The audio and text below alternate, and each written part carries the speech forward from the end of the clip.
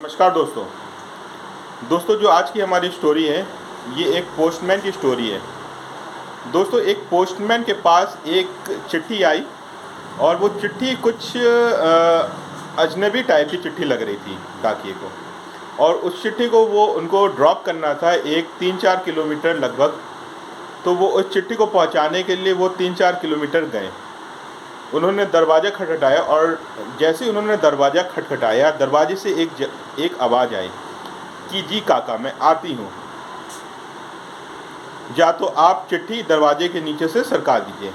Postman को बड़ा ही गुस्सा आया कि मैं इतने दूर से आया 3-4 किलोमीटर और ये लड़की आ भी नहीं सकती, कितनी घमंडी लड़की हो गई है। तो फिर पोस्टमैन ने बोला कि ये इस चिट्ठी को लेने के बाद आपको साइन भी करना है।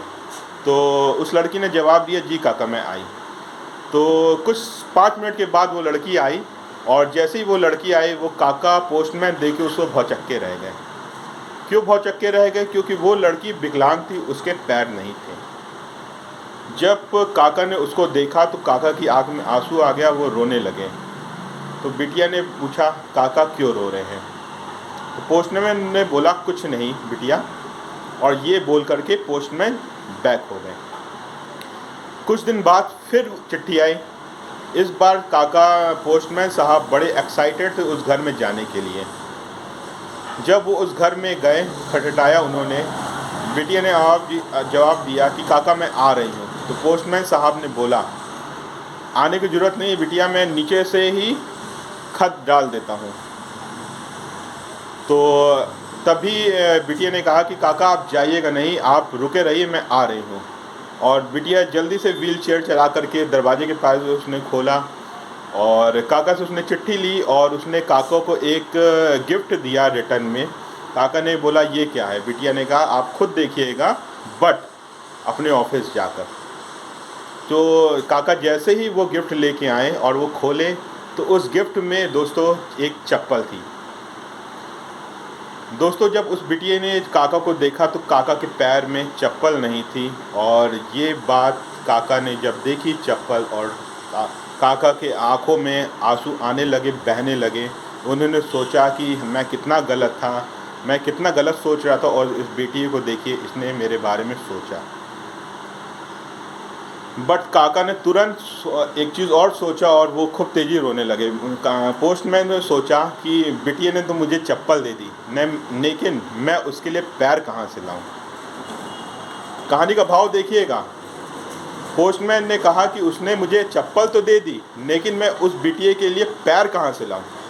दोस्तों जी हाँ, इस कहानी से मुझे सीख मिलती है, हमें सीख मिलती है कि हम बहुत जल्दी आज के डेट में लोगों को जज करने लगे हैं कि वो ऐसा है, वो कैसा है। आज की दुनिया इमोशन लेस हो गई है। आज किसी के अंदर इमोशनल नहीं है। हम कुछ भी सोच लेते हैं कि लाइक दैट, अगर हमारा बेटा लेट हो गया तो हम ये सोच लेते हैं कि वो बुरी संगत में पड़ गया। हमारी पत्नी लेट हो गई, हम शक की नज़र से आज सबको शक की दायरे में देख रहे हैं। हम सबको पहले ही जज कर ले रहे हैं। तो दोस्तों जज मत कीजिए, क्योंकि हम अगर पहले से विजुलाइजेशन या किसी को जज कर लेते हैं, शक कर लेते हैं, तो वहीं पे हमारे रिश्ते टूटने लगते हैं। दोस्तों पहले सोच समझ लीजिए कि अगर वो इंसान नहीं आ रहा है बाहर तो उसकी कोई मजबूरी रही होगी। दोस्तों